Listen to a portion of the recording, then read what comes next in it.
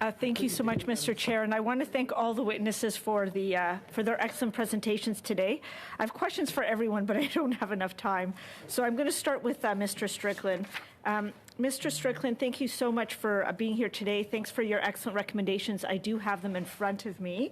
And thanks so much for your leadership within the building trades union and movement within our country. You've been an excellent leader, and I really appreciated all our previous conversations. The first question I have is not something you've mentioned, but it's something we've talked about. We have a number of non-status workers that are working in building trades union across the country. What do you think about, is it time for us to find a way to normalize the non-status workers that's been here for years, that have already been trained, that contribute to our economy already? What is your position? Well, thank you very much for the question, MP Dershowitz. Absolutely, building trades support normalization of people who are working on our construction sites who aren't Canadian citizens, and I think we need to provide a pathway to Canadian citizenship. There's a pilot project that many of our affiliates have been working on through Department of Immigration, and that's had some really good results.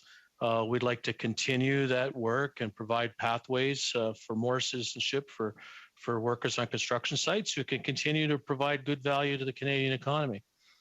And my next question is, part of the reason why we haven't had sort of enough skilled workers, in my opinion, come through our immigration system is because the language levels have been too high, as well as the education requirements have been kind of a disconnect with maybe requirements, maybe some of the skilled or semi-skilled workers we need. If we created some sort of a clear pathway where we adjusted those requirements for skilled and semi-skilled workers, do you think it'll help address some of the labor shortages within the construction or the building trade unions across the country?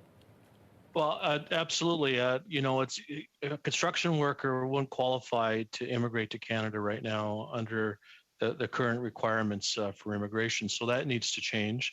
Recognizing that we have shortages in some areas and pockets of high unemployment in others, we need to look at all kinds of different ways in order to get more people in the construction industry. We have to introduce it earlier in our grade schools. We have to provide mobility supports. We have to bring more immigrants into Canada. And we also have to provide pathways for those people who are already working in the construction industry. So it's got to be a multifaceted approach in order for us to continue to build this country.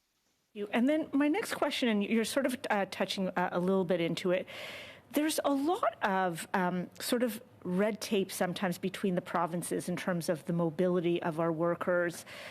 Is there any recommendation you have around maybe some interprovincial trade barriers that might come down, or harmonizing of some of the regulations that might actually facilitate the movement of workers across the country to where they need to go? Would you have a recommendation or two for that?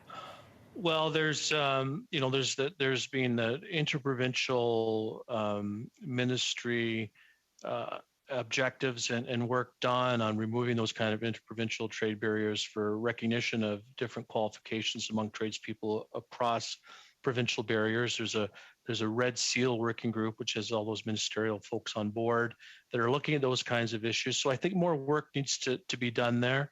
But we need more flexibility amongst provinces in order to recognize qualifications in one province versus qualifications in another. The Red Seal program helps with that.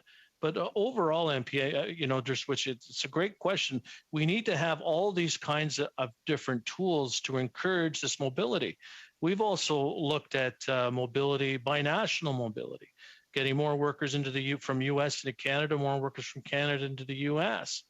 We've looked at recommendations around temporary foreign workers, where unions could be designated as potential employers so they could control and manage that temporary foreign worker program a little bit better than maybe private sector interests could. So there's a whole series of recommendations and initiatives, provincially, internationally, binationally, that could be done to improve the number of tradespeople within Canada.